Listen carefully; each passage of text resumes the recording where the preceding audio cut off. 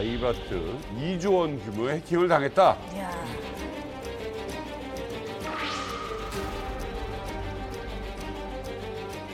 자, 이더리움 들어는 봤죠? 네. 한 번에 2조 원이 없어졌다.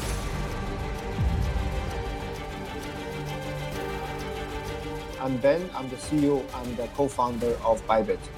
Well, about 2 hours ago, Bybit experienced a hack on our Ethereum cold wallet. As far as we know, this could be the largest hack in the history of our industry. Although we all know now it's the North Koreans. 간도 크다. 라자루스.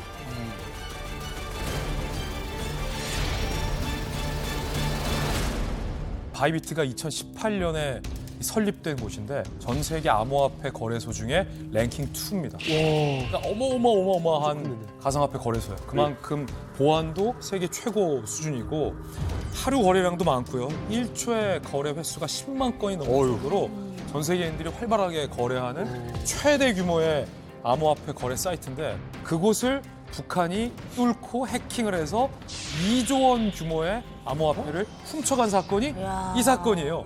칭찬은 아닌데 대단한 놈들이에요. 징글징글한 놈들이죠. 해도 가능하다. 근데 더 중요한 건 뭐냐면 아까 바이비트 CEO가 즉각적으로 이 기자회견을 했어요. 북한이 배후에 있는 것 같다라고 했는데 FBI도 이 사건을 보면서 배후로 북한을 지목했습니다.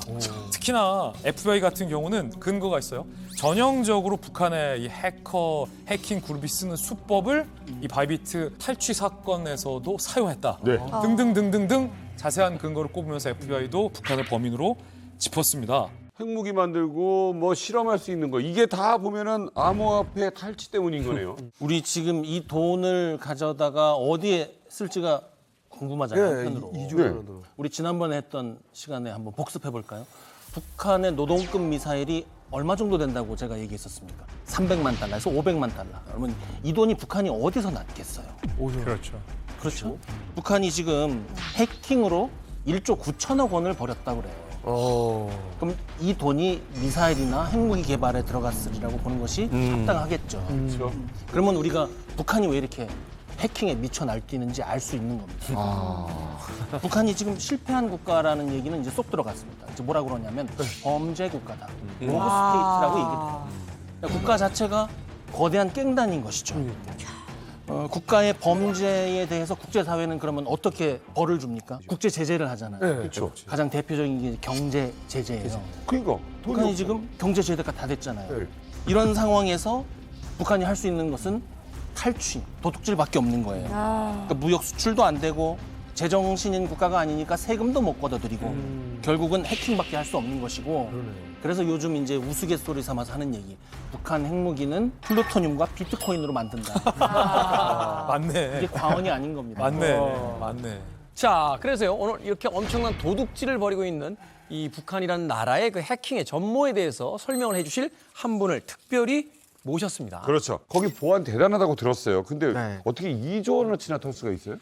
이 바이비트 해킹 사건이 사실 우리들한테 다 충격을 준 것처럼 해커들도 충격을 받았던 이유가 사실 저희들이 생각하기에도 불가능의 영역에 가깝던 그냥 이건 해킹 안 당할 거야 라고 생각했던 부분이 당했기 때문에 좀 저도 관심 있게 도대체 어떻게 털었을까 하고 저도 찾아보고 분석을 해봤는데요. 먼저 이걸 이해하려면 암호화폐 거래소가 어떻게 돈을 관리하는지를 이해를 하셔야 돼요. 이 암호화폐를 자금을 보관하는 데는 암호화폐 지갑이라는 걸 사용합니다. 네. 근데 이 암호화폐 지갑은 크게 두 가지로 나눠볼 수 있어요. 첫 번째는 핫 월렛, 두 번째는 콜드 월렛. 핫 월렛은 인터넷에 연결되어 있는 지갑이고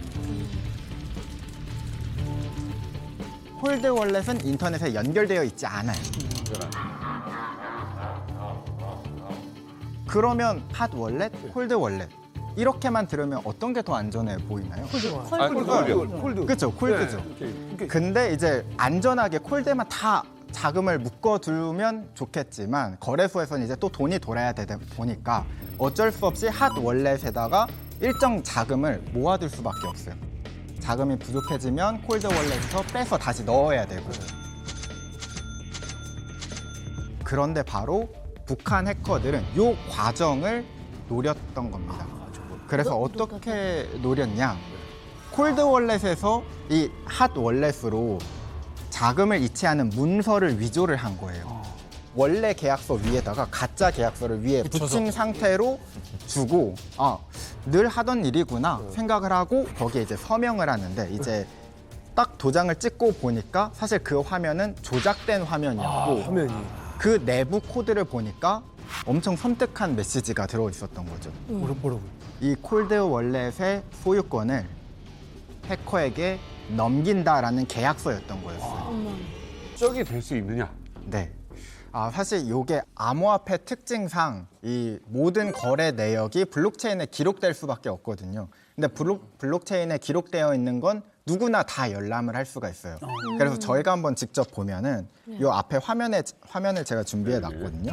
지금 이게 실제 거래 내역입니다. 여기 보면 from 바이비트에서 to 이거 바이비트 익스플로이터라고 되어 있는데 익스플로이터가 해커라는 뜻입니다. 그래서 해커에게 지금 인출된 금액이 보면은 거의 40만 개가 지금 이더리움이 빠져나간 걸 볼 수가 있습니다. 저게 2조 원인 거예요? 가까이 2조 원 가까이 되는 거예요? 네, 맞습니다. 아니 근데 사실 해커가 이게 뭐 내가 했다 뭐 이렇게 말을 안 하잖아요. 나 적어놓는 것도 아니고. 네. 그러면 이거를 북한이 했다라는 걸 어떻게 이게 확정지을 수가 있는 거예요? 지금 사이버 수사에서는 침투 방식과 자금 흐름을 가지고 이게 해킹의 지문이다, DNA다 이렇게 주장을 하고 있는 상태지 네. 확실하게 물증을 잡은 상태는 아닌 겁니다. 아하. 이번 사건이 라자루스가 과거에 해킹에 사용했던 것과 유사한 수법이기 때문에 그렇게 추정을 하는 것이거든요. 네. 그래서 이제 방금도 간단하게 설명을 하셨지만 지갑 주소군이라는 게 이제 떠요. 과거에 2022년에 했던 작업이라든지 네. 그 범죄와 같은 지갑 주소군을 썼기 때문에 아마도 라자루스일 것이다라고 추정을 하고 있는 상태고 네.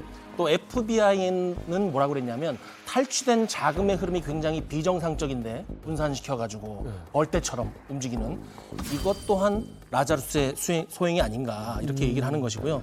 특히 북한 해커 조직이 사용하고 있는 네. 요즘 사회공학적인 기술이다 이런 얘기가 많이 나와요. 네. 그러니까 이거를 트레이터라고 얘기를 해요. 라자루스의 전매 특허인데 해킹이라기보다는 이것을 표적 침투라고 얘기를 해요. 전술적으로는 사이버 잠복 작전입니다. 그러니까 막 머리가 좋고 기술이 좋아갖고 호다닥 하고 나오는 게 아니라 수개월 동안 계속 쳐다보는 거예요. 실수가 없나, 집 좀 안 비우나, 대충 딴 데 안 쳐다보나. 그러다가 취약점을 찾아서 시스템 내부로 들어갈 만한 틈을 찾고 나면 대표적으로 하는 게 뭐냐면 북한 해커들이 내부 개발자, 외주 인력으로 위장을 해서 그 안에 들어갑니다. 그래서 그 안에 있는 어느 정도의 기본적인 정보를 탈취해낸 후에 결정적인 시점에 공격을 개시하는 거죠. 뭐 몇 시간 며칠 두고 하는 게 아니라 꾸준하게 거기서 그냥 버티고 보면서 한순간 틈만 보여라. 그렇죠. 그러니까 북한의 해킹 공격에서 가장 특징적인 것이 아까 교수님 말씀하시다시피 굉장히 끈질기고 집요하다는 것입니다. 국가적인 이런 든든한 뒷배가 없어가지고는 이건 절대로 할 수가 없습니다. 그렇기 때문에 이제 북한이라고 우리가 자신 있게 얘기할 수 있는 거고 이 대표적인 사례로 2016년 이제 방글라데시 중앙은행을 공격했던 그런 탈취 사건이 있습니다.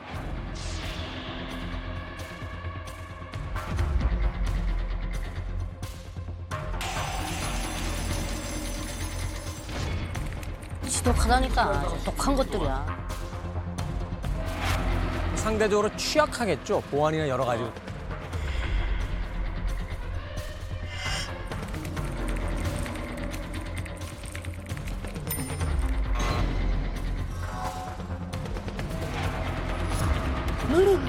670억 원어치예요.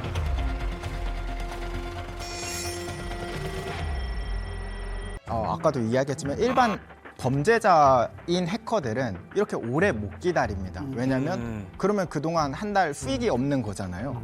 그런데 북한 같은 경우는 어차피 1년 동안 이렇게 장기적인 플랜을 가질 수 있는 거는 어차피 따박따박 월급 나오고 먹을 수 있으니까 살 수 있으니까 그러니까 이렇게 지속적인 공격을 가능하게 하는 겁니다. 그래서 이게 일반 해커들 같은 경우는 똑똑 두드려보고 해킹 될 것 같다.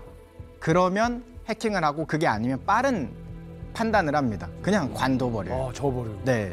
근데 이제 똑똑하고 그만두는 게 아니라 될 때까지 분석을 하고 공격을 시도하는 걸 이제 구분하기 위해서 저희는 APT 공격이다라고 분류해서 이야기를 하거든요. 이 APT는 Advanced Persistent Threat이라는 이제 약자인데요. 그리고 지속적인 위협이다. 그래서 일반 해커들이랑 다르게 얘네들은 되게 끈질기고 될 때까지 하더라. 그래서 이 APT 공격이라고 분류를 하면서 특히 이 그룹에 묶이는 게 대표적인 게 북한의 라자루스다라고 생각하시면 될 것 같습니다. 조금만 더 보완을 하면 이 흥미로운 사건이 우리나라에서 있었는데 얼마 전에 우리나라 블랙요원 명단 통째로 북한이 유출된 사건이 있었잖아요. 너무한 거 아니에요? 아니 정보사에서 극비리에 아까 콜드월렛이라는 얘기도 하셨는데 인터넷이 다 끊겨 있는 내부 인트라넷에 보관하던 블랙요원 명단이 도대체 어떻게 북한까지 유출됐지 처음에 우리 해킹 의심했었어. 말도 안 되죠. 근데 해킹을 할 수가 없는 거예요. 아예 단절이 돼 있으니까. 그래서 그 우리 정보 당국이 이걸 조사하다 보니까 아 이게 온라인으로 해킹한 수법이 아니라 사람을 이용했구나 라는 방식이에요. 그래서 이런 화이트 맞아요. 해커들을 동원해서 북한이 위장하고 있는 중국 내에 있는 업체들을 다 뒤진 거예요. 우리 해커들이. 북한 업체들을 다 해킹을 해보니까 한 위장 업체에서 우리 블랙요원 명단이 발견됐는데 그 블랙요원 명단을 갖다 넘긴 우리 정보사 내부에 스파이가 있었던 거예요. 그래서 그걸 그때 잡아낸 것도 이 같은 화이트 해커의 방법이었는데 군무원 사건이었죠. 이토록 북한은 전통적인 어떤 사람의 취약성을 노려서 디지털 암호화되어 있는 방어벽을 뚫고 가는 거죠. 북한이 탈취한 2조 원의 이더리움을 코인 세탁을 해야 되잖아요. 네. 코인 세탁을 하는데 뭘 활용한다? 민코인을 활용한다. 왜 진시황이라는 민코인을 만들었냐면 많은 사람들이 주목받고 너도 나도 살 수 있게 한다. 자 보세요. 그래서 라자루스가 진시황 코인을 만들어놔요.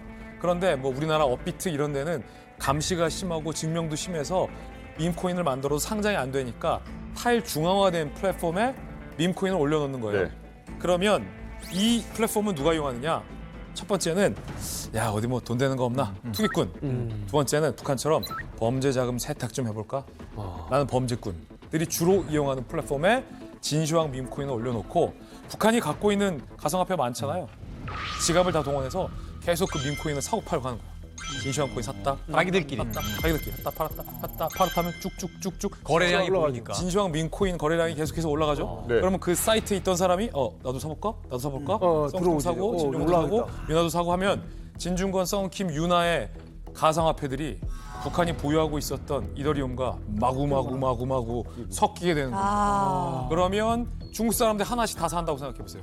이야, 시각 인구가. 그 순간에 가만 있어봐. 아유야 여기 어디까지가 훔친 돈이 어디까지가 진짜 이더리움이지?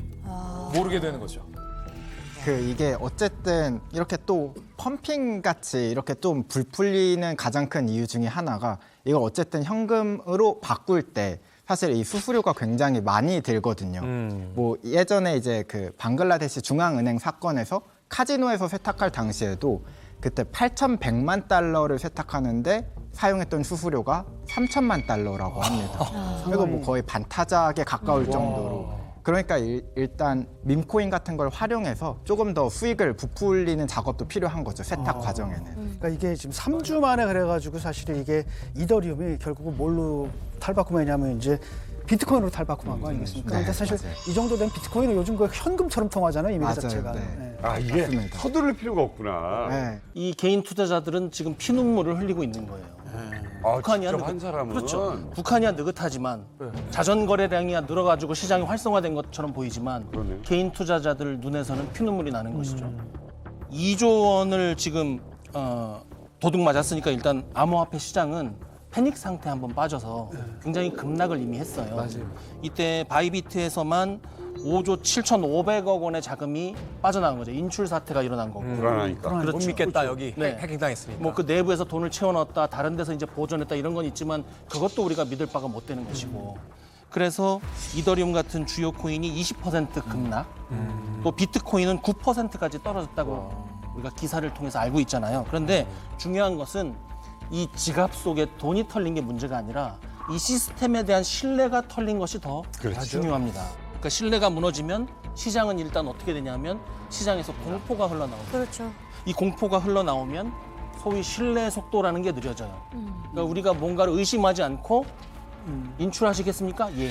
서명하시겠습니까? 예 해야 되는데 이제 못할 것 같아. 하겠어요 이제. 이제 못할 것 야, 같아. 이거 가짜 아니야? 맞아요. 그러니까 지금 이 암호화폐 시장의 그 가격이 떨어지고 있는 것은 그냥 단순히 돈이 얼마가 떨어졌다 그게 문제가 아니라 우리 사회의 신뢰의 속도가 지금 느려지고 있는 거예요. 근데 암호화폐 신뢰에 관련해서 좀 이야기를 드리자면 아까 이제 암호화폐는 해킹을 못한다라고 이제 이야기를 해주셨었는데 네네. 이게 조금 어떤 오해냐면 암호화폐 자체는 해킹이 불가능한 건 맞아요. 그러니까 변조를 못한다. 비유를 하자면 우리가 금덩어리는 해킹을 못합니다. 그러니까 금을 만들어내거나 다른 물건을 금으로 바꿀 수는 없으니까.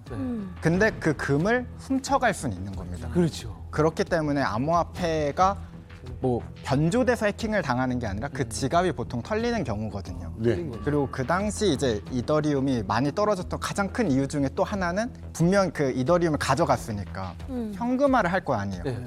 그럼 이거를 팔 거 아니냐? 그러면 이 가치가 떨어지는. 네, 40만 개가 한 번에 시장에 나올 건데 와. 그러면 폭락할 거다. 그래서 불안해서 이제 막 떨어졌던 것도 있긴 했습니다. 야. 아 이제 네. 전문가가 있으니까 사실 진짜 나 정말 이해 못했거든 그동안.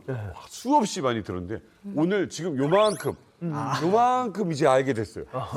오늘 끝까지 좀 보다 보면 조금 더 이해가 더 잘 될 것 같습니다. 결국 이제 시스템이 아닌 그 시스템에 연결된 인간의 취약점을 노리고 네. 그걸 통해서 네. 해킹이 가능해졌다라고 네, 이야기하시는 맞습니다. 건데, 근데 이제 북한의 이야기로 다시 돌아가 보면 아직 현금화에는 성공하지 못했습니다만 무려 2조 원어치의 어마어마한 이제 말하자면 이제 코인을 갖게 된 거예요. 이 비트코인을 갖게 됐는데 기술의 속도가 발전하는 만큼 사실은 그렇다면 이 해킹의 속도도 점점 더 발전하고 있다. 이렇게 볼 수 있는 거 아닌가요? 자, 그래서 오늘 또 특별히 모신 분이 있습니다. 북한의 3대 명문 대학이죠. 김책공대 출신이고요. 함흥 컴퓨터 기술대학에서 교수로 재직을 했습니다. 그래서 김정은의 사이버 전사들, 이 해킹 전사들을 씌워낸 장본인을 이만갑에서 모셨습니다. 김훈광 씨를 모셨습니다. 네, 안녕하십니까. 제가 이제 교수로 있던 함흥 컴퓨터 기술 대학은요, 북한에서 딱 2개밖에 없는 컴퓨터 전문 대학입니다. 평양의 컴퓨터 기술 대학이 있고, 네. 함흥의 컴퓨터 기술 대학이 있어요. 그 졸업생들이 이제 제가 머릿속에 다 떠오르지만은 한 명 한 명이 지금 그림처럼 넘어가는데 굉장히 똑똑하고 이 프로그램을 잘 짜고 발상력 그리고 이제 심지어 그냥 프로그램만 배우는 게 아니라 실적으로 사회공학적 기법을 가지고 어떻게 꽉 막혀 있는 보완되어 있는 서버를 뚫을 것인가 심리전까지도 요소까지도 다 배워주는 거예요. 아니 컴퓨터 이거 해킹하는데 심리전까지 들어가네. 사실 이 해킹에는 우리가 생각하기에는 그냥 검은색 화면에 초록색 글씨, 흰색 글씨가 막 와라락 나는 다 똑같은 해킹이라고 생각하겠지만 해킹에도 장르가 굉장히 많거든요. 분야가 예를 들어서 웹 해킹, 모바일 해킹, 시스템 해킹 쭈루룩 있는데 사실 여기에서 해커들, 특히 이제 범죄자 해커들이 가장 좋아하는 장르가 있습니다. 그게 바로 방금 이야기해 주셨던 사회공학 기법, 영어로 하면 이제 소셜 엔지니어링이라고 하는데 이제 저희가 보안 시스템이나 요새는 보안이 많이 올라가서 웬만한 서버 앞에는 보안 장비도 있고 컴퓨터 안에 이제 보안 프로그램도 막 다 돌아가고 있기 때문에 얘네들을 뚫기는 좀 힘들단 말이에요. 근데 가성비로 보면 사람을 속이면 사람이 그 보안 프로그램을 끕니다. 실제로 제가 이제 해킹 당한 사례들을 보면은 어떤 프로그램을 다운받는데 악성 코드예요. 근데 그 메모장에 그렇게 써 있습니다. 이걸 설치하려면 백신을 끄고 실행하세요. 맞아, 그런 거 있어요. 요 한마디만 쓰면 사람들이 백신, 그 튼튼한 좋은 솔루션들도 다 해제를 합니다. 그래서 사회공학 기법을 이용하면 사실 그렇게 고도화된 공격도 필요 없고 가성비적으로 효율적으로 공격을 할 수 있죠. 꺼야 그게 설치가 된다고 그러는데. 이제 속이는 거죠. 그래야 악성 코드가 돌아가니까. 김은광 교수님 같은 경우는 그러니까 기초부터 가르쳐 줬잖아요. 근데 제가 참 많은 대학 이만갑에서 소개를 받았는데 함흥 컴퓨터 기술대학 의사 선생님 처음 들어봅니다. 예. 이게 김종일이 1980년대에 들어와서 이제 수재 교육에 대한 국가적 투자를 강화할 때 대한 그런 지시를 하더랍니다. 그렇게 돼서 매 도마다 한 개씩 그 일거둥중학교라고 생겨났어요. 네. 네, 이 일거둥중학교가 생겨나면서 동시에 또 이제 평양과 함흥에 각각 그러니까 두 군데죠. 거기에 컴퓨터 기술 인재들을 양성하기 위한 그런 대학을 건설했습니다. 아니 딱 두 개를 세웠다면 평양은 이제 수도라서 좀 이해가 가는데 함흥은 왜 선정된 거예요? 그거 이제 함흥하면 막 함흥냉면만 떠올리죠. 그거요. 사실은 함흥이 엄청난 공업지대예요. 그래요. 그리고 저기에 이제 뭐 이 컴퓨터 대학만 나와서 그렇지 사실 저기에 국가과학원도 있고요. 김책공대나 이런 데서 나오신 정말 그 핵 물리학자들 또 생화학 무기 만드는 기술자들 이런 사람들이 함흥에 많이 내려와 있습니다. 그래서 고난의 행군 시기에 먹고 살기 힘들 때 제일 먼저 그 인재였던 교수님들이 나쁜 쪽으로 빠진 게 그 얼음이라고 하는 빙두를 만들기 시작했어요. 약대가 거기. 거기가 거기예요. 그래서 거기가 네, 함흥이 우리가 함흥냉면만 떠올려서 그렇지 굉장히 기술자들, 그 IT 기술자들, 화학 기술자들, 이 물리학자들 많이 내려가 있는 네. 아주 그 북한이 제가 아끼는 그런 곳이기도 해요. 함흥 컴퓨터 대학은 그야말로 사이버 전사들을 양성하는 그런 원종장이라고 말할 수 있습니다. 네, 그러니까 이 대학에서 이제 이 대학을 졸업한 사람들이 거의 대부분이 다 종찰 총국 산하에 있는 해커 부대로 이제 차출이 돼서 전문 해커로 일하고 있고요. 그리고 또 뭐 일부 사람들도 이제 대학을 졸업하게 되면 군수공업 분야에서 아주 그 최첨단 무기들을 만들어내는 그런데 아주 기여하는 그런 사람들로 이제 차출이 돼서 뽑혀갑니다. 최첨단의 기술과 마약을 같은 곳에서 제조하고 있다는 게 참. 자, 어떻습니까? 김정일의 지시로 만든 대학이니까 그 선발한 학생들도 굉장히 신경을 썼을 것 같은데 학생들 수준이 어느 정도나 되는 겁니까? 그건 이제 뭐 전국적으로 이 영재라고 하는 애들은 이게 여기에 뭐 잔빛이라는 이야기를 쓰는지 모르겠습니다. 빛을 싹싹 쓸어오는 거예요. 그래서 학생들을 받을 때 다양한 시험을 칩니다. 근데 네. 제일 중요한 건 이제 기억력 테스트를 하는데 뭐 여러 가지 방법이 있지만 한 가지 실례를 든다면 이 기억력 테스트를 위해서 네.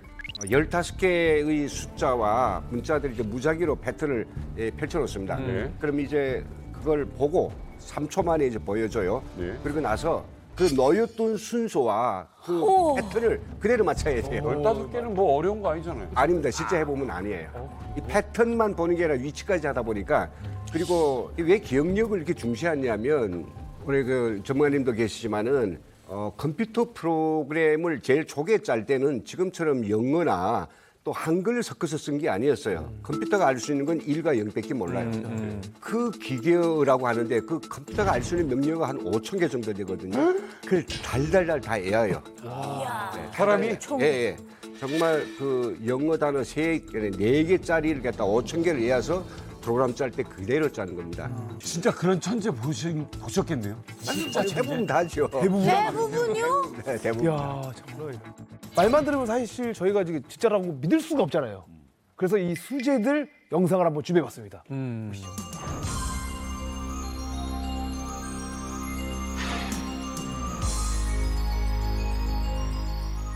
몇 초 동안에 책을 읽을 수 있습니까? 10초 동안에 20페이지 정도의 책을 읽을 수 있습니다. 10초 동안에 20페이지 정도의 책을 읽을 수 있습니다. 예, 10초. 아이고 때. 맨 처음 주체 103 2014년이라는 숫자가 나옵니다. 그다음. 그리고 어충 예. 100g, 300g, 10m, 25돌씨. 그리고 됐습니다. 사진 찍은 거야, 사진. 눈에. 그러니까 눈에 이건 탁탁 매우 찍. 특이한 경우입니다.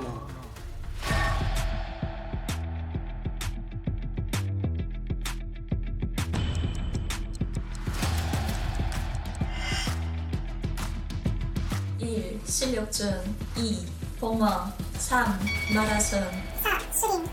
오락술 6. 상만경 7. 수첩 8. 절벽 9. 개구리 10. 명무공 유학생 27분입니다. 야, 그것까지 다 외웠어? 순서까지? 34분입니다. 우리도 메뉴판은 저렇게 달달 외웁니다.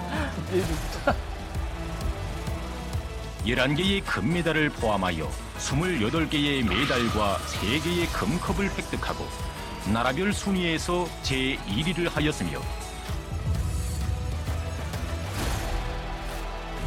해킹 실력만큼 이렇게 어렸을 때부터 머리가 팽팽 도는 애들을 가져다가 해커로 만들어요. 근데 그 실력이 전 세계에서 입증된 사례가 있습니다.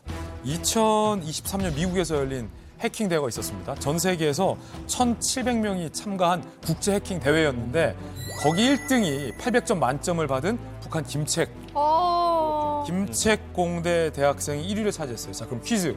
2위는 어느 나라 국가의 대학생이 차지했을까요? 대한민국. 우리나라겠지. 아까 잠깐 이렇게 시상대 보니까 중국 국기 보이는 것 같던데. 오성훈. 진짜요? 2위는 김일성대를 나온 북한. 또 북한이에요? 자, 그럼 1, 2를? 좋아. 3위는? 와, 이런 김책, 김일성 다 나왔잖아요. 한국이지 않잖아요. 저기 함은 컴퓨터 대학교. 3위와 4위도 김책공대 학생들이 아, 큰일이다. 네, 싹쓸이를 했습니다. 국제대회에서 1, 2, 3, 4위를 북한이 싹쓸이 했다라는 건 반가운 소식이 아니에요. 해킹 능력과 관해서는 앞으로도 북한이 전 세계에서 두각을 보일 수밖에 없다는 거죠.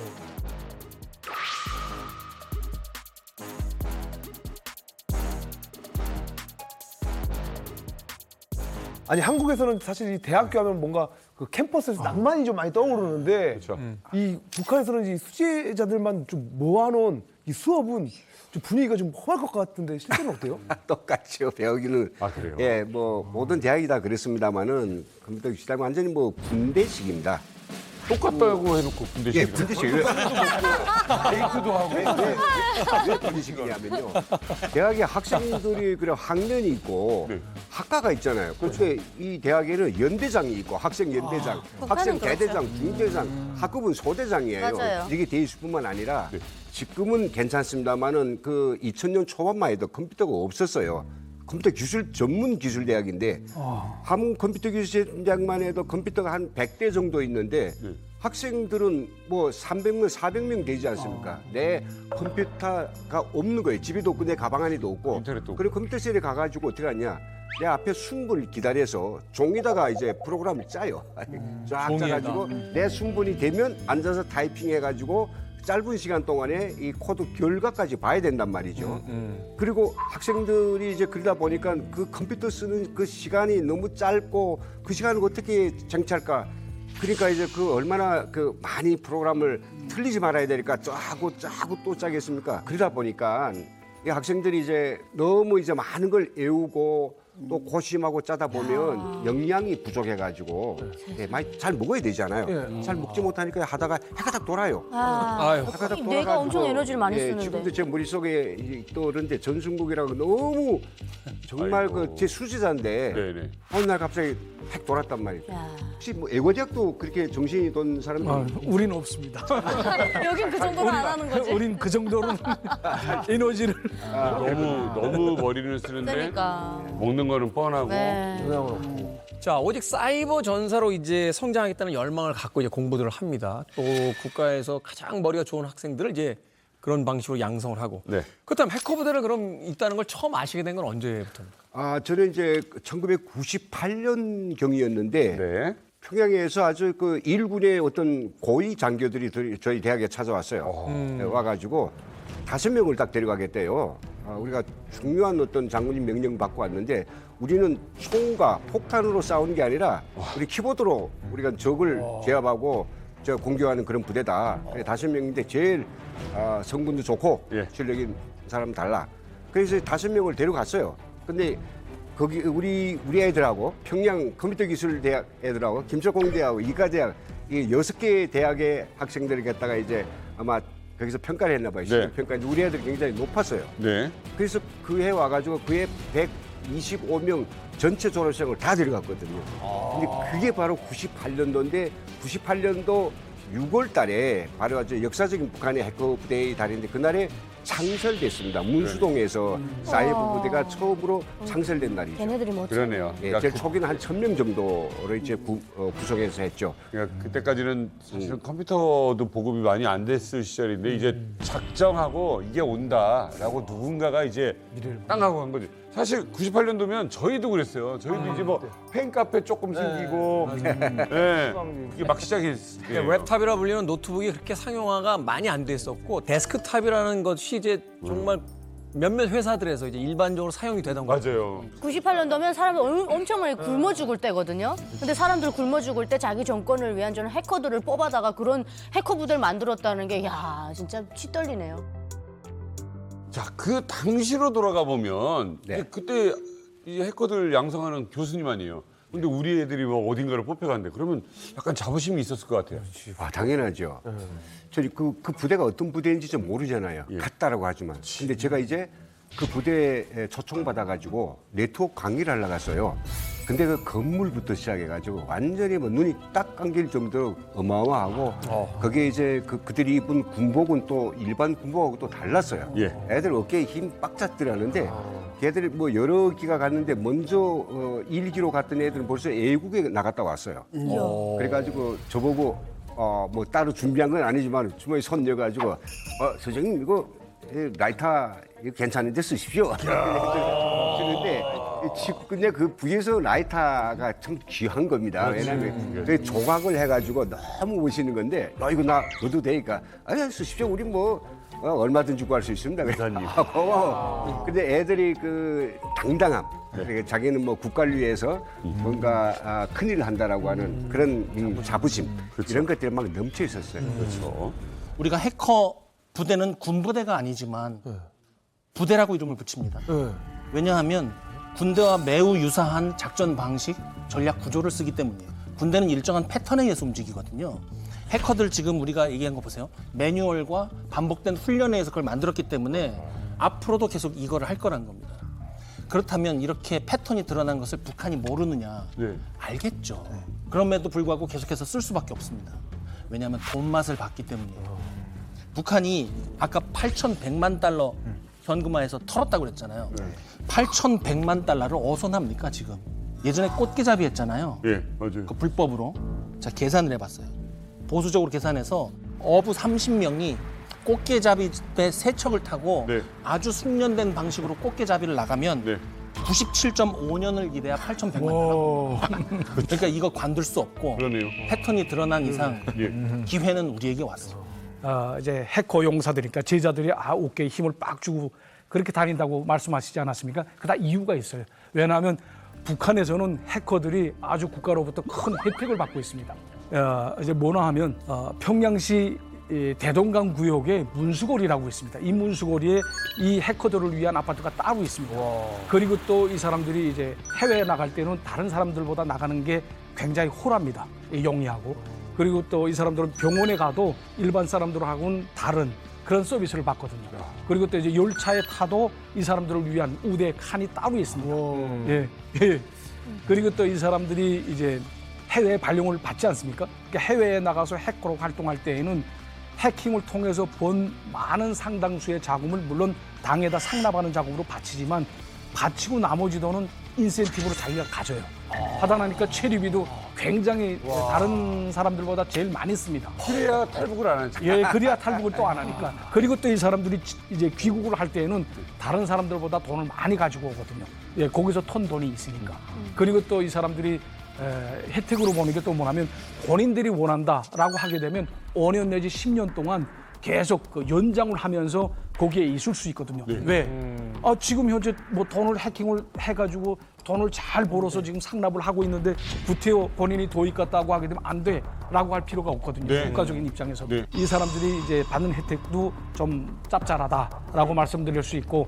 대사님 지금 표정은 이 이야기를 듣고 보니까 대사보다는 해커를 할 것 같아요. 그런 표정이 있어요. 하신다고 해요?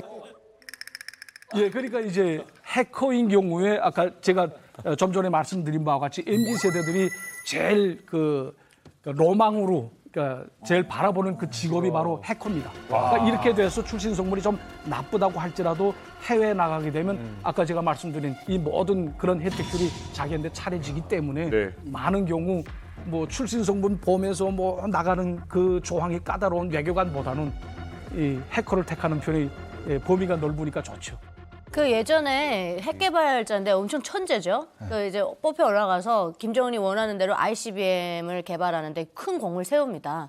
그래서 그 누가 이걸 다 개발했냐고 쭉쭉쭉 파고 내려가 보니까 그 젊은 친구가 나온 거예요. 근데 이 친구가 뭘 원하냐 이렇게 물어봤어요, 김정은이. 그랬더니 한다는 얘기가 우리 어머니가 탈북을 해가지고 출신 성분이 걸리다 보니까 제가 입당을 못했습니다. 이렇게 얘기를 하거든요. 근데 이 한 인재가 얼마나 귀했으면 김정은이 그 자리에서 간부들 다 보는 김정은은 그 자리에서 뭐라 그랬냐면 당신의 입당 보증인 내가 될 거다. 김정은이 입당 보증인 해갖고 바로 그걸 해줘? 해줬어. 실제로. 그때 막 그 군인들 업고 돌아다닐 때 그때 그 이벤트로 한 사람이 그 실제 했던 그 걔도 뭐 해커 능가하는 그 정도의 컴퓨터 이런 경우가 이제 어떤 경우냐면 화손 입당이라고 하거든요. 네, 화손 입당. 화손 입당이라는 게 뭐냐면 대체로 입당할 때는 그 절차가 있지 않습니까? 내가 후보당 기간에 2년이면 2년 동안에 그 어떤 그 교람도 범하지 않고 당에 충실하다는 걸 내가 증명을 해야 돼요. 근데 화손 입당인 경우에는 그 자리에서 바로 정당으로 입당시켜주는 거예요. 예. 근데 입당 보증이 김정은이야. 자, 이 북한 해커들이 받는 특권들 중에 북한 사람들이 가장 좋아할 만한 특권이 뭘까를 생각을 해보면 혹시 이게 아닐까 하는 생각이 들어요. 해외에 살 수 있다. 사실 이제 해외여행이 자유롭지 못하고 외국에 나갈 수 있는 기회가 거의 없는 북한 주민들에게 해외를 나간다는 건 정말 어마어마한 꿈이 될 텐데 맞아요. 그렇다면 유 대사님도 이제 해외에서 북한의 그 외교관 생활을 하셨잖아요. 그 외교관 생활을 하시면서 외국에서 직접 해커들 이렇게 만나보신 적 있으십니까? 예, 맞죠. 예, 제가 쿠웨이트에서 근무할 때인데 이제 쿠웨이트가 전번에 말씀드리다시피 아랍에미레이트, 카타르 이런 나라들을 겸임해서 봅니다. 하다 나니까 이제 아랍에미레이트, 뭐 두바이라든가 이런 갈 수 있는 기회가 많았었는데 그때 가서 보니까 IT 업계에 종사하는, 그러니까 두바이에 있는 IT 업계에 종사하는 그런 그 사람들이 북한 사람들 19명이 와 있다는 거예요. 그래서 제가 19명이 도대체 뭘 하나라고 그러니까 구체적으로 물어봤더니 이 사람들이 종찰 총국에서 파견된 해커들이라는 겁니다. 예, 그러니까 이 친구들이 대체로 뭐 중국이라든가 동남아, 뭐 중동 이쪽에 군부지를 옮겨가면서 이제 활동을 한단 말이죠. 그리고 제가 또 여기서 눈여겨본 게 뭐냐면 해커로 해서 해커들이 이제 그 가상화폐를 탈취하지 않습니까? 가상화폐로 탈취하게 되면 그걸 또 현금화하는 그런 사람들이 또 다 분업화되어 있습니다. 세탁소. 예, 우리가 재작년인가 그때 한번 신문 FBI에서 현상금을 걸었던 심현섭이라는 사람이 있어요. 그 사람이 이제 광선은행에서 파견된 사람인데 아까처럼 수많은 그 전자지갑들을 만들어 놓고 이게 쭉 그 가상화폐를 세탁을 합니다. 돈 세탁. 예, 그러니까 돈 세탁을 하고 그다음에 이걸 또 운익시키는 방법도 완전히 신기술이기 때문에 이걸 뭐 어떻게 뭐 추적하기가 굉장히 힘들다고 하더라고요. 와, 솔직히 무슨 1조 8천억, 2조를 어떻게 돈 세탁을 해. 카지노 가서 바꾸는 것도 이분 쓰고 정보 당국 다 있어요. 그 나라에. 사실 이게 오해하시면 안 되는 게 2조를 딱 자 저 2조 있으니까 2조 내놔 이렇게 한 방에 바꾸지는 않을 거란 말이죠. 그러니까 여러 개 지갑으로 나누고 거기에서 이제 일부 금액을 조금씩 빼서 현금화를 시키는 과정이고 그리고 그런 작물들을 전문적으로 처리해주는 뭐 국제적인 범죄 집단들과 연관되어 있는 경우가 생각보다 많습니다. 아, 누군가 또 있어야겠네. 아무래도 그게 조금 검은 물건들이잖아요. 그러니까 이것들을 처리하고 현금을 직접 줄 수 있는 조직이라면 사실 범죄 조직밖에 없는 거죠. 서로 이쪽에서 훔친 건 막 교환하면서 세탁을 해버리는. 네. 아, 그런 집단이 있겠네요. 그렇죠. 네. 있겠네. 야, 사실 이 북한 해커는 이제 암흑 속에서 이제 활동하는 것뿐만이 아니라 이제는 대담하게 해외 그 기업의 취업까지 나선다고 하는데 영상을 하나 준비했습니다.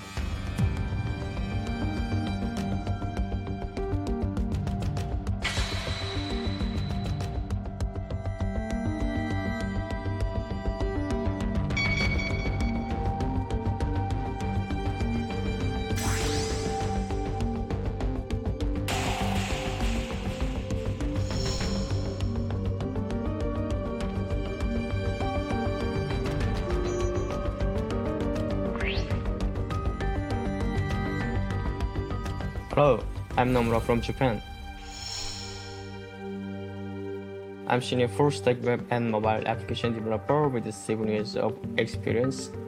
I have developed my communication skills from working directly with senior managers, which means I am well prepared to work on required position remotely.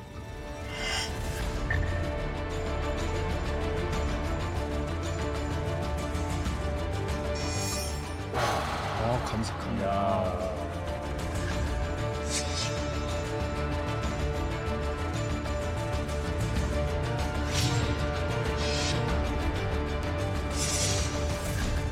같은 사람인데 지금 계속 다른 거예요. 수가. 여러 가지 프로필이 있구나.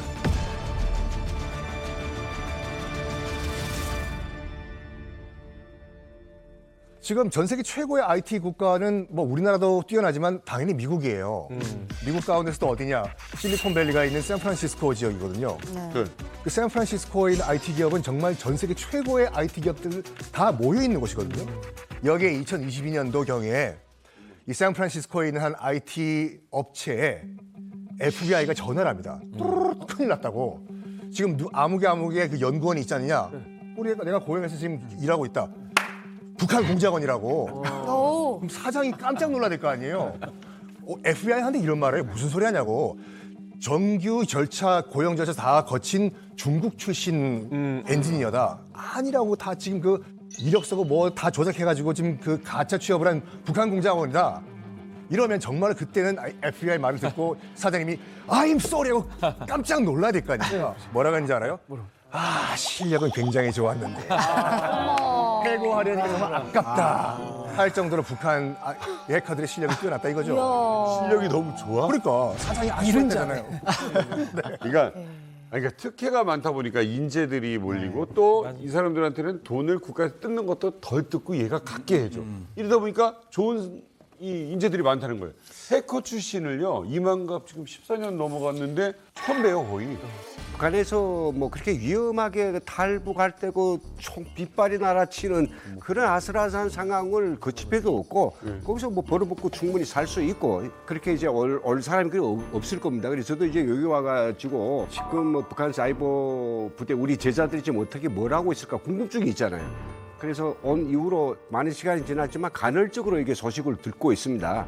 어떤 때는 이제 전혀 연결이 안 될 때도 있고 제가 그 파악한 데에 의하면 점점 여기 사이버 부대의 관계자들이 올 수 없는 그런 상황으로 좋아지는 거죠. 그 사이버 부대가 지금 현재 우리가 알고 있는 뭐 부대 하나 있다 이게 생각하는데 그렇지 않습니다. 여러 개의 어떤 전문화된 부대로 더 발족하고 분화됩니다. 그게 이제 180부대라고 하는 거 있고 91부대가 있는데 세 개죠. 121, 180부대, 91부대. 180부대가 뭐냐 하면 전문 국제 금융 절취하는 이 부대이고요. 91부대는 뭐 하는가? 핵이나 미사일, 아까 말했던 비대칭 전력을 북한이 아주 빠른 속도로 개발하는 데 필요한 첨단의 기술을 훔쳐오는 거죠.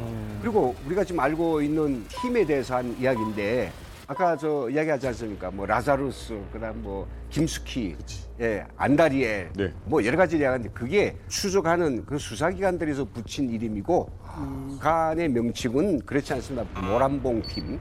그러니까 을밀대 이래서 북한의 어떤 지명이나 특수한 이름을 가지고 있어요. 되게 정겨운 이름으로. 말씀 주셨던 것처럼 밖에서 이제 북한 해킹 그룹의 이름을 붙인 거고 그 안에는 이렇게 정겨운 이름들. 지명으로. 모란봉, 을밀대를 쓴다는 게 상 흥미로운데 그때 아마 이제 김은광 선생님이 북한 내부에서 USB를 하나 받았다라는 얘기를 제가 들었어요. 이게 이제 북한 해커 그룹의 어떤 규모 조직도가 담겨 있는 USB다라고 말씀 주셨는데 이제 그걸 딱 컴퓨터에 껴봤는데 웬 중국의 명산 그림이 딱 떴다는 거예요. 그래서 이게 뭐지 싶었는데 코드명을 입력했더니 북한 해커 애들이 숨겨놨던 이 조직도가 딱 노출이 되는 방식으로 정보를 받으셨다고 해요. 이제 그게 스테가노그래피라는 고전적인 수법입니다. 스테가노그래피라는 수법은 스테가노스, 그러니까 숨겨놓다라는 이 그리스어와 그래피라고 해서 이제 글씨를 쓰다 그래서 숨겨 써다라는 합성어거든요. 그러니까 그림 같은 복잡한, 그러니까 추상적인 그림 속에 뭔가 실제 원하는 조직도나 그래픽을 숨겨놓거나 그런 방식인데 제가 간첩단 취재를 많이 했잖아요. 최근에 검거된 간첩단이 스테가노그래피를 통해서 북한한테 지령을 받은 지령문을 제가 입수한 적이 있어요. 아직도 간첩단이 잡혀요? 잡혀요. 엊그저께 잡혔고 지금 재판 중이에요. 활동은 해요? 활동 그리고 안 할 텐데. 1심, 2심에서도 최근에 징역 5년, 10년 선고받았어요. 그래서 제가 말하는 건 법원에서 유죄로 확정된 국내 간첩단이 북한으로부터 최근에 받은 지령문을 제가 받았어요. 그러니까 제가 취재를 했는데 우리 국정원 정보당국 그 관계자가 저한테 이제 보여주는 거예요. 이게 뭐 지령문이야 봤는데 당최 의미 없는 말이 쭉 써 있는 거예요. 성킴 안경은 까매, 진중권 교수님은 뭐 머리가 곱슬이야, 쭉 의미 없는 말들이 써 있는 거예요. 그래서 아니 이게 당최 뭡니까? 그러니까 이 안에 북한의 그 지령문이 숨겨져 있습니다라는 거예요. 그래서 이걸 해독한 지령문을 딱 보여줬어요. 근데 해독한 지령문은 뭐냐면 언제 어디서 북한 공작원과 몇 시에 접촉을 하고 그때 새롭게 포섭했다라는 사람 누굴 데려오라. 전혀 다른 말이 이 안에 숨겨져 있는데 눈 씻고 찾아봐도 그 글씨가 없는 거예요. 이게 스테가노그래피라는 기술입니다라고 하면서 그럼 이걸 어떻게 해독합니까? 프로그램이 있어요. 지령문을 이메일을 통해서 의미 없는 걸 받고 스테가노그래피 해독 프로그램을 USB를 통해서 가져오는 거예요. 그래서 그 USB를 꽂고 북한이 보낸 이메일이나 북한이 보낸 유튜브 사이트 댓글 이런 거를 긁어서 넣으면 이 USB에 담겨 있는 스테가노그래피 해독 프로그램은 진짜 지령문이 빵 나오는 거죠. 그러면 국내에 있는 국내 간첩은 북한에게 보고를 해야 되잖아요. 그럼 걔들은 어떻게 보고해요라고 물어보니까 몇 월 며칠 몇 시에 누구를 포섭했고 우리가 소속돼 있는 단체에 며칠 뒤에 큰 폐합이 있을 겁니다라고 이제 보고문을 해요. 그리고 그걸 USB에 담겨 있는 스테가노그래피 프로그램을 통해서 암호화하는 거예요.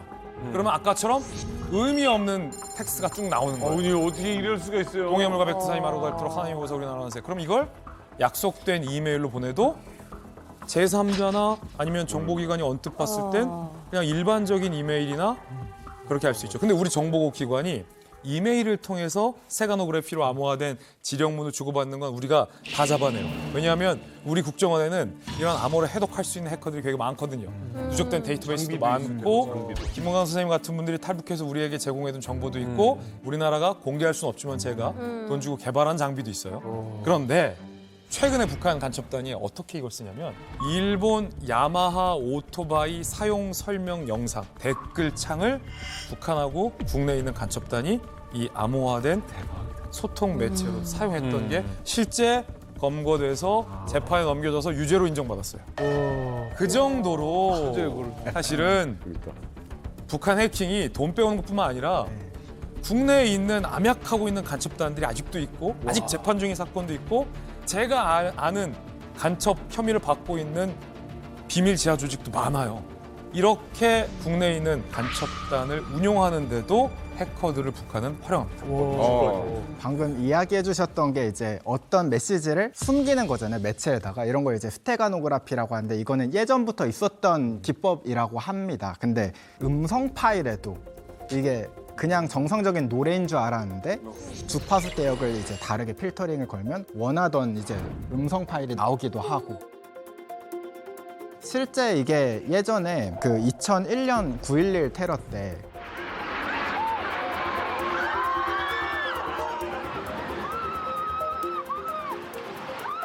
오사마 빌라덴이 그 모나리자에다가 그 비행기 도면을 숨겨서 알카에다 조직에게 넘겼다고 하더라고요. 근데 이 사건으로 이 스테가노그래피를 디지털에도 적용할 수 있구나라는 게 이제 크게 알려졌죠. 근데 이제 바로 이제 3년도 안 돼서 이제 북한이 똑같이 그걸 쓰고 있더라고요. 아니 근데 김은강 교수님 같은 경우는 북한에서 정말 대우받고 잘 있었을 분이에요. 그렇죠? 뭐 제자들이 커지면서 이쪽으로 모실 수도 있고 이런 분이 왜 대한민국에 오셨을까? 이게 너무 궁금합니다. 맞아요. 궁금하죠? 예. 대학 교수가 대한민국 교수처럼 그렇게 사회적으로 엄청 잘 살거나 하이트 계층은 아닙니다. 우리 유현우 대대사님처럼 이런 분들이 잘 살죠. 다만 프라이드가 있고 그 사회에 엄중한 존경도 받고 그런 건 있습니다만은 그러나 제가 아마 이 남한에 오게 된 데는 저희 이 남쪽을 향한 어떤 동경심 그리고 그곳에 가고 싶다고 하는 그 갈망이 있었어요. 근데 갈망이 갑자기 생긴 게 아니고 2000년도 들어가지고 북한에서 남쪽에 영화, 음반, 그다음에 전자 도서들이 많이 들어왔고 저는 IT 전문이다 보니까 그런 걸 접할 수 있는 기회가 많은 거예요. 그런 데다가 2002년에 제가 이제 백공구 상무라고 해가지고 그리고 외부에서 들어오는 그런 자본주의 문물들을 이용하는 사람들 단속하는 그 멤버가 됐어요. 저는 무제한한 권한을 가지고 있습니다. 어떤 집이든지 가서 일단 밖에 있는 전기부터 끕니다. 이 집에서 누가 와서 매치 와서 뭘 본다 신고 들어오면 끄고 들어가가지고 하면 이제 보던 사람들이 갑자기 전기가 나갔으니까 이거 어떻게 세우지도 못하고 그냥 잡히는 거예요. 문 두드리라는데 여기처럼 못 나갑니다 하든지 무슨 당신 영장 가져왔어 이런 거 없어요.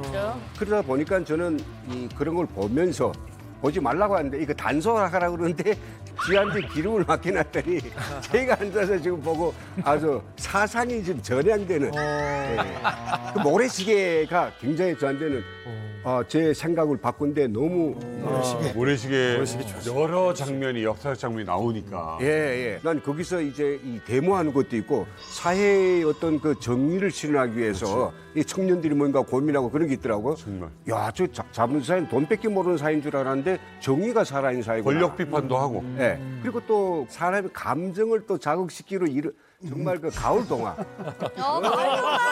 장르가 너무 다른데. 저도요. 장르가 다른데.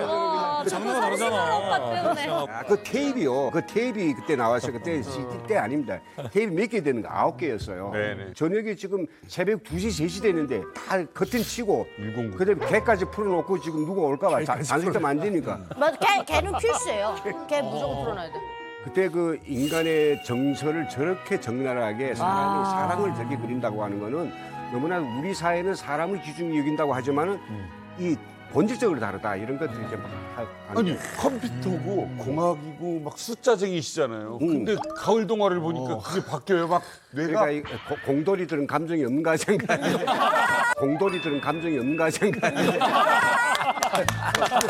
감정이 있어요. 공돌이도 감정에 따라 사람마다 달라요. 오히려 더 단순해 감동 포인트가.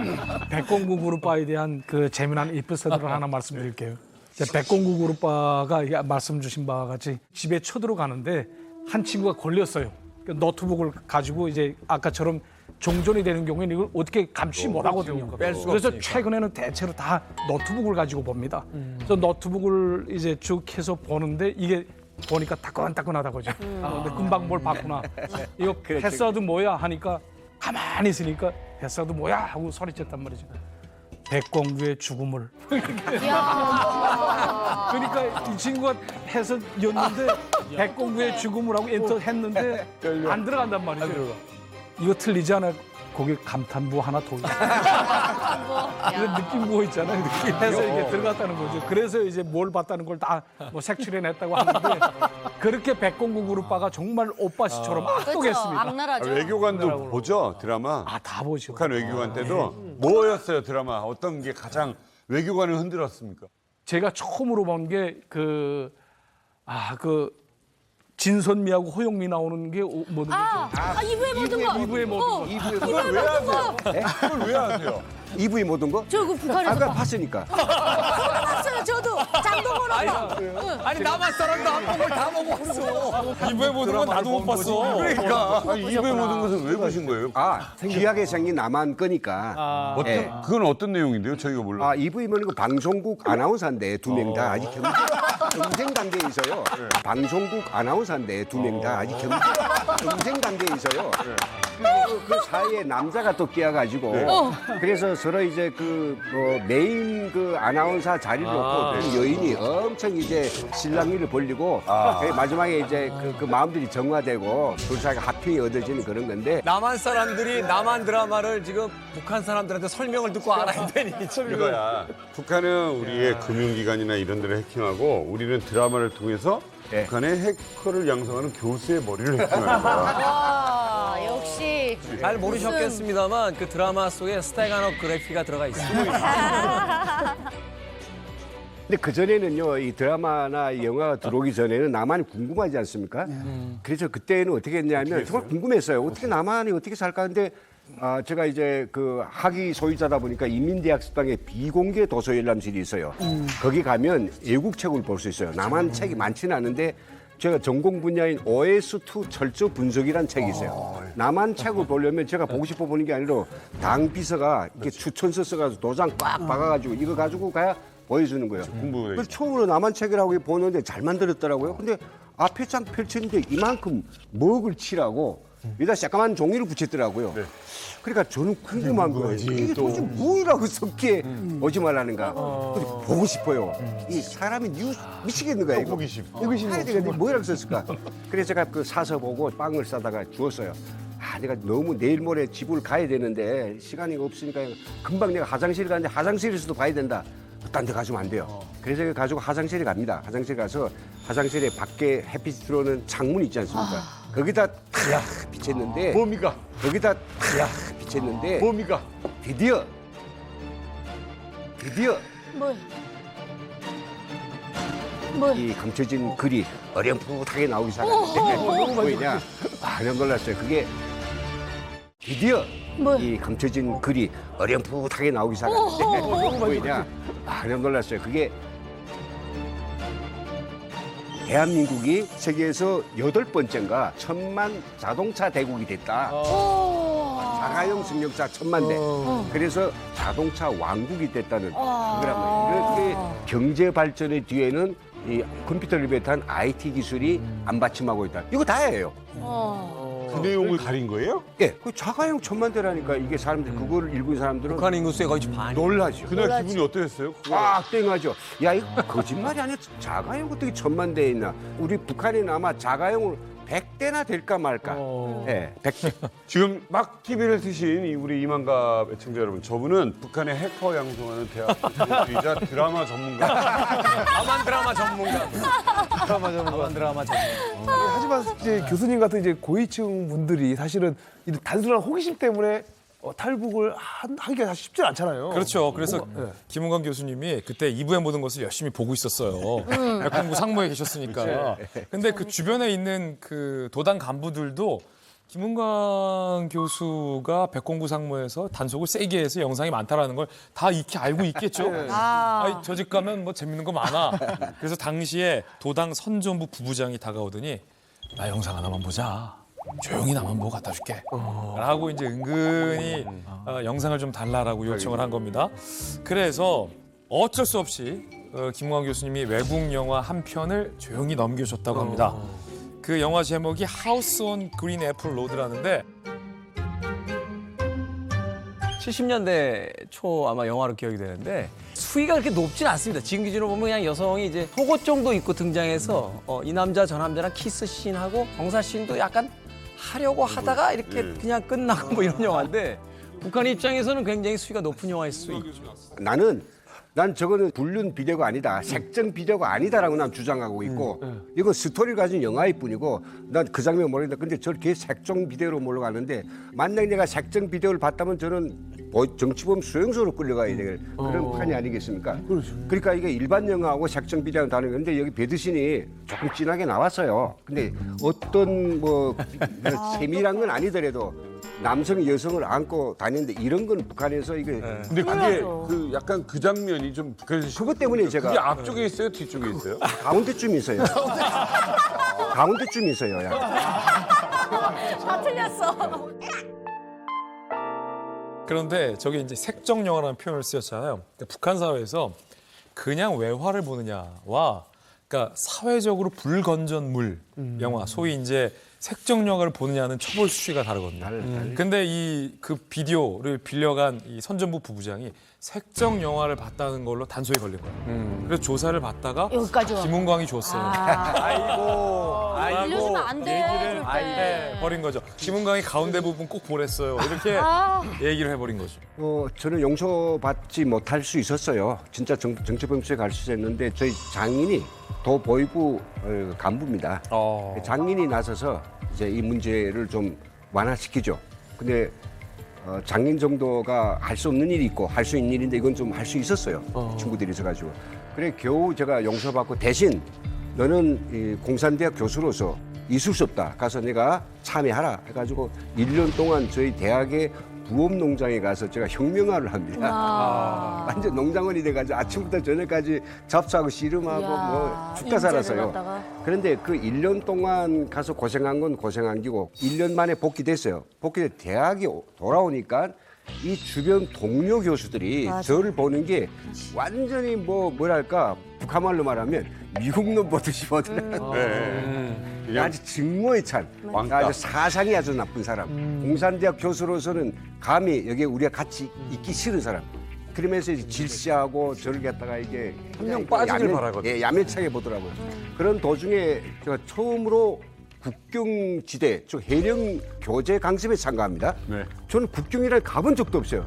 가봤는데 거기 가서 한 열흘 동안 강습했는데 그 숙속집에 있는 사람들 교수들 이야기하는 거 보니까 전 그때 급여가 5,000원이었어요. 한 달 급여가. 10,000원을 내면 넘어가서 뭔가 꼭 볼 일이 있으면 다시 또 안내해서 올 수 있다. 할북 비용이 넘어가는 게 10,000원이라고 그러더라고요. 그래서 제가 10,000원을 줬는데 글쎄 이 브로커가 제가 여기를 지나간다면 양쪽을 지키는 군인한테 다 줘야 돼요. 5,000원, 5,000원. 그런데 이거 한쪽만 줬어요. 찜바된 상태에서 2시에 제가 돌파합니다. 그랬더니 총이 날아오는 총알이 날아오는 이야. 한쪽에 그 돈을 못 받은 군인이 쏜 거예요. 이야, 큰일 날 뻔했다. 중간에 넘어왔으니까 도로 갈 수도 없고 그래서 물속으로 들어갔다 나오면서 제가 뭐 헤엄을 잘 못 칩니다마는 구사일생은 반대쪽으로 넘어왔죠. 중국 쪽으로. 네, 넘어오니까 중국 쪽에 또 이제 받아주는 사람이 있더라고요. 그래서 그 사람을 만나게 됐어요. 네, 만나서 이제 중국으로 왔는데 중국에 가서 딱 2, 3일이 있는 동안에 이게 완전 할 바뀌었어요. 이 사람 사는 세상이 아니냐. 야, 시장에 그냥 뭐 물건이 쌓여 있고 뭐 아파트에서 사람들이 형세 그리고 뭐 TV도 보고 아, 이게 인간 세상이 무슨 공산주의 사회주의 이건 다 하나의 허상이다. 허상. 그래가지고 거기서 바로 저는 이제 탈북 결심해가지고 제가 또 이 뭔가 당학교 교수였고 그 컴퓨터 분야의 학위 소유자다 했더니 이제 어느 뭐 기관에서 바로 이제 날아와가지고 저 확인을 하고 맞다. 그래가지고 이제 또 여권 내서 이제 왔죠. 교수님 혹시 그 우리민족끼리 사이트에서 교수님 비난한 거 아시죠? 예, 압니다. 저를 비난하는 동영상까지 만들었죠. 예.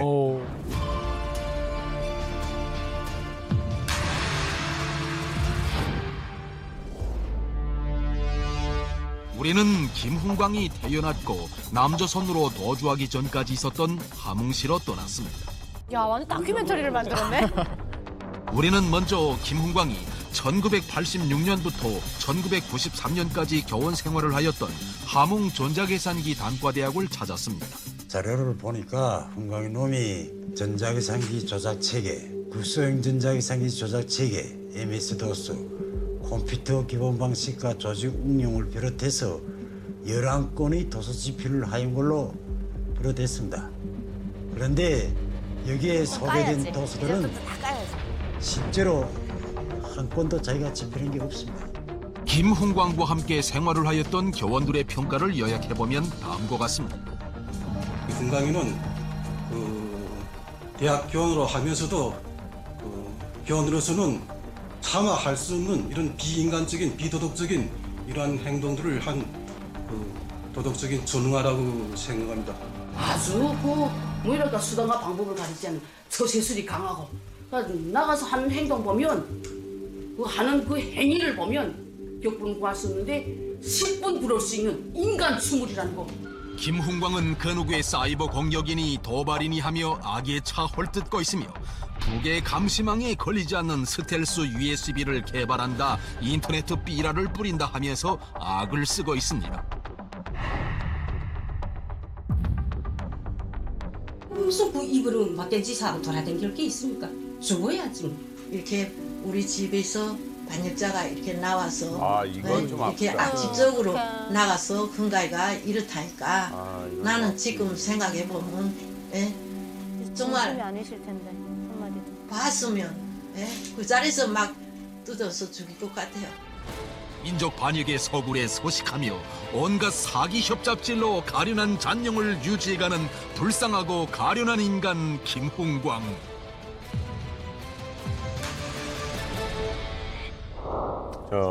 김훈광 선생님. 네. 다른 뭐 동료 교수들이 이렇게 헐뜯을 때는 그냥 웃으셨어요. 그러다가 이제 그러네요. 저희도 지금 얘기하다 보니까 가족이 있었잖아요. 지금 장모님 돌아가셨어요. 장모님 돌아가셨고 장모님이 저보다 더한 이야기를 하라 해도 할 겁니다. 네. 한국의 보이부가 지금 뭐 찍으라고 하는데 무슨 말인지 못 하겠어요. 그럼요. 그래서 저거는 내가 가슴 아파하는데 제가 막 그냥 이 가족을 너무 힘들게 만들었다는 게 나로서는 큰 죄책감이고.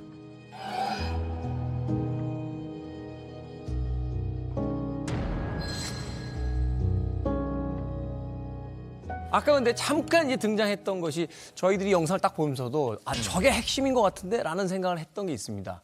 스텔스 USB라는 걸 개발했다고 주장한다 라고 이제 북한에서 이야기를 하는데 김훈광은 그 누구의 사이버 공격이니 도발이니 하며 악에 차 헐뜯고 있으며 북의 감시망에 걸리지 않는 스텔스 USB를 개발한다, 인터넷 삐라를 뿌린다 하면서 악을 쓰고 있습니다. 그것 때문에 북한이 저한테 개심제를 적용해가지고 이게 저희 뭐 동료들, 부모들 갖다가 이제 이거 친 거예요. 이게 바로 이제 그 제가 만들었고 북한이 개심제로 저를 이제 갖다가 이제 막 긁어댄 그 스텔스 USB인데 일반 USB가 같아요. 똑같네요. 그냥 컴퓨터에다 끼워서 이 안에 있는 저장 미디어들 보는 건데 이게 제가 여기다 프로그램을 개발해서 특허를 받았어요. 이게 패치를 하는데 먼저 처리를 하면 여 안에 들어가 있는 이제 영화나 이때 미디어들이 싹 숨어버려요. 그리고 컴퓨터에 끼웠을 때 가득 차 있는데도 이게 다 비었다고 나온단 말이에요. 여기다 영화 가득 넣고는 카운터를 설정해 놓습니다. 30번 뺐다 꼽았다 하면 이 안에 있는 내용을 바탕화면에 지구촌이 창이라고 하는 폴더를 만들어서 그 안에다 왈칵 쏟아내고 너는 싹 지워줘라. 이런 프로그램 이한다가 몰래 감춰놓은 거예요. 그 전까지 북한에 들어가는 USB들은 세관에서 일일이 다 이게 뛰어가지고 검사하거든요. 스텔스 기처럼. 안 보여요. 예, 그냥 검사 과정에 아무것도 없다니까 망창 들어갔죠. 특허를 내셨다고요? 예, 특허를 냈어요. 스텔스에서. 엄청 들어갔어요. 예. 들어가가지고 정말 많은 우리 북한 주민들이 영화를 보는데 도움을 줬거든요. 그 제가 그 몇 년 전에 이제 하나원에 교육생들 새로 들어오면 강연하러 들어갔었는데 그래요. 이쁜 애미나이들이 정말 떼거지로 들어와 있는 거예요. 그래서 너네 뭘 보고 들어와? 나 그러니까 그 어려운 탈북을 해내지 말입니다. 하면서 그 유시진 그 대사를 푼 적이 있었어요. 한국 드라마 대사. 네, 그래서 내가 야 신기하다고 그때 당시만 해도 나온 지 얼마 안 됐는데 어떻게 그걸 봤니 하니까 이런 그 스텔스 기능의 USB가 있다는 거예요. 근데 그거를 막 장마당에도 뿌려지고 뭐 이렇게 뿌려져갖고 주스면 된대요. 그 정도로 갖다가 막 뿌렸대요. 근데 그걸 이제 대한민국에서 하신 줄은 모르고 저는 미국에서 미국 국방부가 갖다 뿌린 줄 알았어요. 근데 그 정도로 그 USB를 많이 가지고 있었대요. 그래서 봤다고 하니까 우리 김은광 선생님이 정말 북한의 MZ 세대들을 싹 변화시키는데 한몫을 하신 거죠. 그러네요. 감사합니다. 자, 그런데요, 이제 최근 뉴스를 보면 왜 공공기관까지도 이제 해킹을 해서 여러 가지 어떤 개인정보까지 이제 빼내간다. 뭐 이런 뉴스를 이제 저희들도 접하게 되거든요. 교수님 입장에서 그런 뉴스들 중에서 가장 좀 충격적이었다. 이건 좀 내가 좀 생각이 많아진다. 이런 뉴스가 있었다면 어떤 뉴스일까요? 한국 수력 원자력의 애교협 상태에서 인터넷과 이제 연결되지 않는 이런 서버가 공격당하는 거 보고 야, 저게 공격당하는 거 막지 못하면 얼마나 큰 참화를 입을지 소름이 돋쳤어요. 원자력 발전소를 관리하는 한국수력원자력의 내부 인터넷망이 해킹으로 추정되는 공격을 받아서 검찰이 수사에 나섰습니다.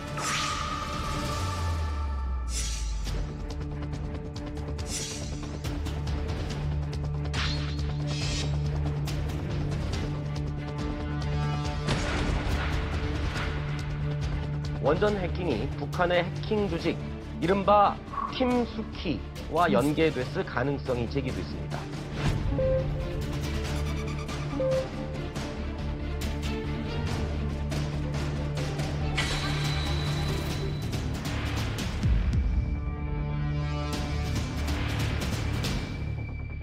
이때 상황을 다시 좀 말씀을 드리면 단순히 개인정보가 유출된다거나 기업정보가 유출된 게 아니라 국가급 사이버 인프라 공격이 가능하다는 전조를 우리에게 느끼게 했다는 점에서 굉장히 심각한 것이었고 원전 설계도, 제어 시스템 이런 민감한 정보들이 해킹되었다는 점에서 우리가 모두 놀랐는데 그때 배후로 지목되었던 것은 북한 정찰 총국의 121국 소속 해커들이었습니다. 근데 이 한수원이 뚫렸다는 것은 한국의 핵심 인프라도 같이 뚫릴 수 있다는 것을 의미하거든요. 우리가 좀 최악의 상황을 한번 가정을 해볼까요? KTX 철도망에 산업 제어 시스템이 있어요. 이것이 해킹이 되면 충돌을 유도하는 것이 가능하고요. 최악의 상황입니다. 다시 말씀드리자면 항공교통의 항로 자동 설정 시스템이 만약에 교란이 되면 어떻게 되겠습니까? 상상도 하기 싫어요. 그렇죠. 그리고 우리가 평소에 생각 못 해본 게 있는데 댐의 수문, 수도, 전력망 원격 제어 시스템에 의해서 운영이 되고 있거든요. 이게 해킹이 되면 물바다도 그냥 과언만은 아닙니다. 그러니까 한수원 해킹 이후에 국내 발전소, 공항, 금융기관이 모의 침투 테스트를 또 실시를 했습니다. 결론이 뭐였냐면 국내 기반망의 상당수가 사이버 공격에 취약하다. 무슨 소리냐면 북한 사이버 공격에 대해서 철저히 대비하지 않으면 전 국민이 디지털 인질 상태에 놓일 수 있다는 것을 의미합니다. 가능한 얘기예요? 네, 충분히 가능한 얘기고 실제 사례로는 예전에 미국에서 스톡스넷이라는 바이러스를 뿌린 적이 한 번 있는데 이거를 이란 그 원자력 발전소에 뿌렸어요. 네. 그리고 그 결과로 그 원심 분리기 수천 대가 파괴되는 일이 있었거든요. 그것처럼 이제 뭐 발전소라든가 이 전력을 생산하는 곳을 직접적으로 공격해서 블랙아웃, 정전을 만드는 사례도 많았습니다. 네. 지금 어쨌든 북한은 마땅한 돈벌이 수단이 없고 지금 해킹이라는 게 가장 좋은 손쉽게 돈 버는 길이에요. 자, 그렇다면 우리는 어떻게 대응하면 좋겠습니까? 정말 간곡한 당부의 말씀하고 있습니다. 우리는 지금 현재 사이버 우리 전력이 많지 않아요. 북한이 이제 거의 한 8,400명? 그 이제 곧 이 10,000명이 될 것 같은데 우리 원래는 그런 게 있지 않습니까? 방어를 하기 위해서는 공격자보다 3배의 어떤 전력이 있어야 되거든요. 네. 3배가 아니라 지금 오히려 역전한다라고 하면 못 맞는다. 그래서 이제 사이버 전력을 좀 제대로 키워야 되고 그리고 이 IT 해커와 같은 이렇게 민간의 어떤 뛰어난 능력들을 적극적으로 이제 활용해서 이분들한테 기회를 주고 올바른 인센티브를 줘가지고 우리 국가를 위해서 이 엄청난 기능들을 활용하도록 써야 되거든요. 그리고 그 많은 휴일 중에서 단 하루라도 사이버 보안의 날을 좀 만들어서 휴식하면서 내 컴퓨터를 좀 이렇게 뭐냐면 좀 백업 좀 시키고 뭐가 있는지 좀 보기도 하고 봉사자들이 가서 좀 의심되면 다 뒤져서 제대로 북한이 좀비 PC가 되지 않았는지 여기에 아마 나 담보하는데 여기 분들 중에서 적어도 1명 이상의 컴퓨터는 주인이 내가 아니라 북한하고 나가 같이 쓰는 이런 좀비 PC를 돌릴 거예요. 모릅니다 진짜로. 난 확신합니다. 그 정도로. 저는 그날을 사이버 민방위 날로 부르고 민방위 싶어요. 날. 사이버 민방위 날. 공감. 사이렌 울리고 하는 게 아니라 억세게 공감. 그러니까 정말 IT 네트워크로 촘촘하게 연결돼 있다는 건 역설적으로 뭐냐면 이게 다운돼 버리면 구석기 시대로 돌아가 버리는 거예요. 우리가 스마트폰이 없다. 생활이 가능합니까? 못하죠. 너무 답답하죠. 근데 북한은 대규모 네트워크를 공격한다기보다는 이제 사람, 이 허술한 이 허점을 주로 공격을 해왔어요. 우리 교수님 말씀하신 것처럼 기억하시겠지만 2011년도인가 그 농협 전산망 다운 사건 같은 경우에도 농협 네트워크를 직접 공격한 게 아니라 농협의 협력 직원의 노트북을 9개월 동안 좀비 PC로 만들어 놓고 이 노트북을 통해 가지고 농협 전산망을 들어간 다음에 전산망을 다운시켜가지고 이제 구석기 시대로 만든 거거든요. 예전에 민방위 훈련이 이제 매달 15일이었잖아요. 15일 하루만큼이라도 백신 깔고 프로그램 지웠다가 다시 깔고 또 비밀번호 바꾸는 건 어렵지 않지 않습니까? 다 비밀번호를 바꾸는 사이버 민방위 날을 좀 만들었으면 합니다. 좋네요. 정말 그런 인재들, 천재들이 만약에 대한민국 땅에서 태어났더라면 얼마나 큰 역할을 하겠습니까? 지금 강도짓을 하고 도둑질을 할 수밖에 없는 그 천재들. 너무나도 비운의 운명 아닌가라는 생각이 들어요.